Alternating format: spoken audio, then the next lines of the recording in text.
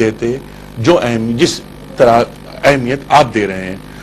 تو بعض لوگ تو اب ہم پرویز صاحب کا یہاں نام لیتے ہیں, وہ تو منکر حدیث ہیں, تو ان کے بارے میں کیا خدا کے لیے ان کو کسی فقہا کے زمرے میں شامل نہ سمجھیے. اچھا. نہ پرویز صاحب فقہا کے زمرے میں شامل ہیں, نہ جاوید احمد غامدی صاحب شامل ہیں. اچھا. اگر کوئی شخص بھی ڈاکٹر صاحب یہی بات چلے گی آگے. اس وقت ہمیں جانا ہے بریک کی جانب. خواتین حضرات آتے ہیں بریک کے بعد.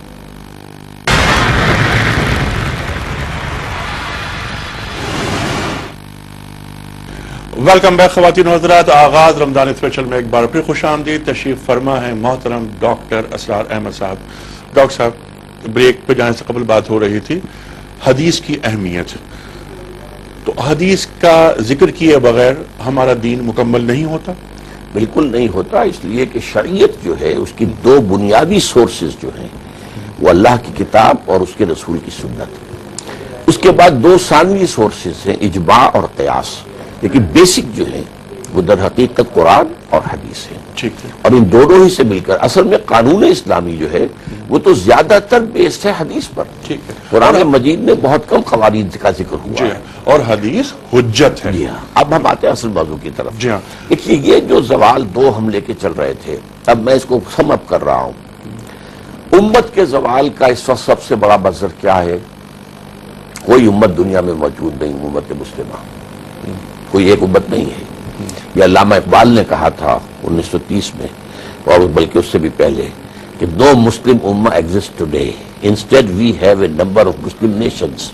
اب وہ نمبر آف مسلم اسٹیٹس بن گئی ہے. ایک امت نہیں, ایک امام نہیں, خلافت نہیں, کچھ نہیں, امت ایگزسٹ نہیں کر رہی اس وقت. دوسری طرف جو ہے مذہب کا معاملہ کیا ہوا اسلام کا؟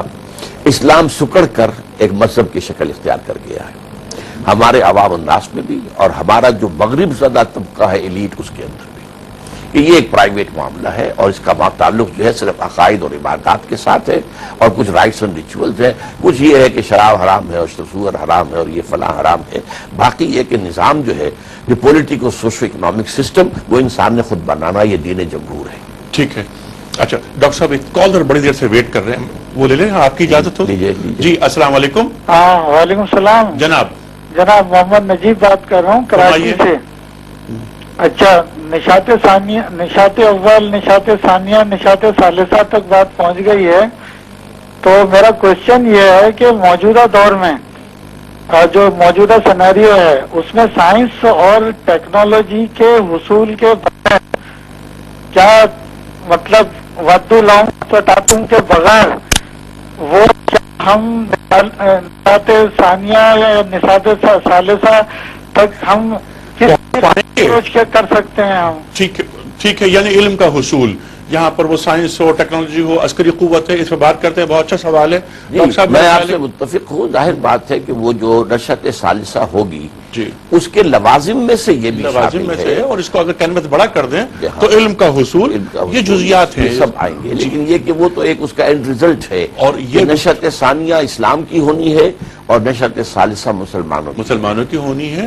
اور یہ جو سوال ہے تھوڑا سا قبل وقت ہے, اس پر ہم تفصیل سے بات کریں گے. اچھا, تو اب ہم چلتے ہیں اصل بات کی طرف, کہ اسلام کے زوال کا جو اس وقت ہے کنسپچول جو زوال اس پر آیا ہے, کہ دین کا تصور تقریباً ختم ہو چکا ہے اور ہمارا تصور ہے مذہب کا.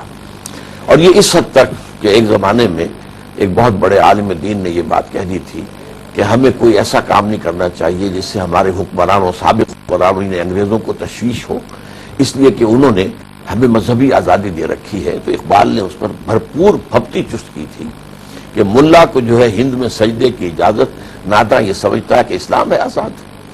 یہ جو دین جمہور آج جو ہے, جو جس کو نیلم پری, جس کو تو سمجھا ہے نیلم پری, یہ اصل میں کفر ہے, شرک ہے. اس لیے کہ توحید کا تقاضا کیا ہے؟ ان الحکم الا للہ, شارع اللہ ہے یا اللہ کے ساتھ اس کا رسول, اس کے تابع ہو کر. لیکن یہ ہے کہ دین جمہور ان دونوں کی نفی کرتا ہے.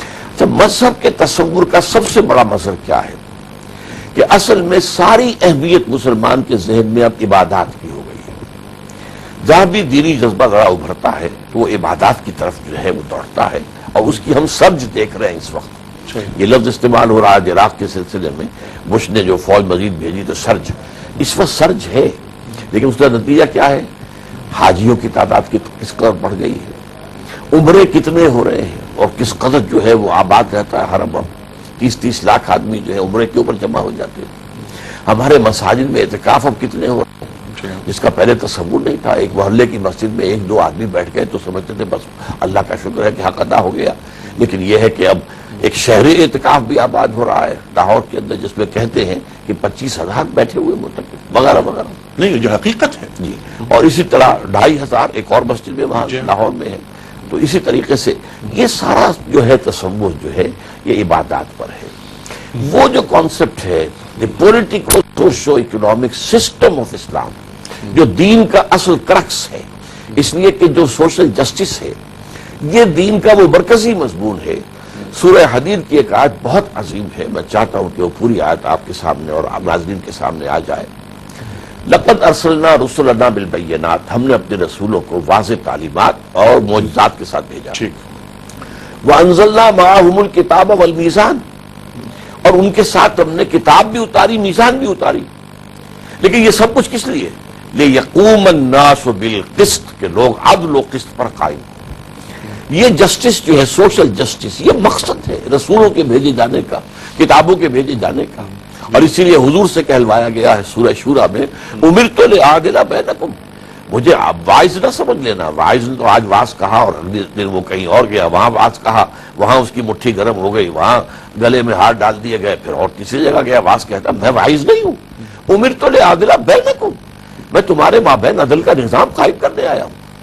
اس حوالے سے جو دین کا اصل تقاضا تھا جس کے لیے امت مسلمہ کو کہا گیا یا ایھا الذین آمنوا کونوا قوامین بالقسط شہداء للہ اور پھر کہا گیا کونوا قوامین للہ شہداء بالقسط. یہ کام ہے کہ جس کی طرف توجہ ابھی مبذول نہیں ہوئی اگرچہ امت کے تحت شعور میں یہ لہریں اٹھ رہی ہیں اور اس کو باہر کی دنیا دیکھ رہی ہے کہ ایک ولولہ ہے اندر جس کو کہ یہ جو ہے ہم کہتے ہیں کہ آگ بجھی ہوئی نہ جان آگ دبی ہوئی سمجھ. تو اسی طریقے سے اقبال نے بھی اپنی جو نظم ہے شورى آفاق ابلیس کی مجلس شورى اس میں ابلیس سے یہی کہلوایا تھا کہ یہ جو امت مسلمہ مجھے نہ جمہوریت والوں سے کوئی اندیشہ ہے نہ اشتراکیوں سے ہے. اگر کوئی خطر مجھ کو تو اس امت سے ہے. اس کی خاکستر میں ہے اب تک شرار آرزو. جی ڈاکٹر صاحب یہی بات چلیں گے لے کر آگے. اس وقت ہمیں جانا ہے بریک کی جانب.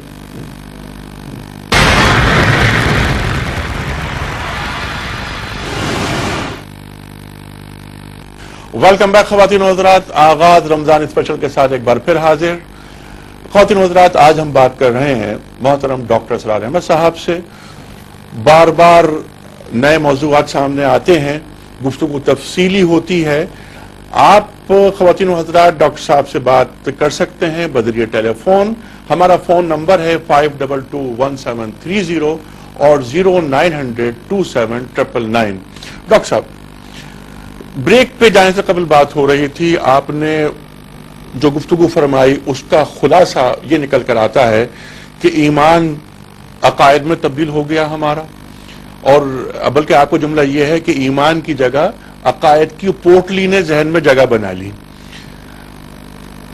خلافت راشدہ کے بعد اسلام کو عروج حاصل نہیں ہو سکا. ہم مسلسل زوال کا شکار ہیں اور آج تک زوال کا شکار ہیں. لیکن آخر میں آپ نے جو بات فرمائی وہ بڑی خوش آئین تھی کہ کسی بھی لمحے امت مسلمہ ایک کروٹ لے سکتی ہے اور یہ کروٹ لے کر یہ امت مسلمہ دوبارہ اسی جگہ پہنچ سکتی ہے جس کا تقاضا ہم سے ہمارا اللہ ہمارا رسول صلی اللہ علیہ وآلہ وسلم اور ہمارا دین کرتا ہے. پچھلی صدی کی ہم بات کرتے ہیں ڈاکٹر صاحب 19ویں صدی کی بات نہیں کرتے. سید احمد شہید کی بات ہم نہیں کرتے. اسماعیل شہید کی ہم بات نہیں کرتے. ہم بات کرتے ہیں پچھلی صدی کی. بڑی تحریکیں آئیں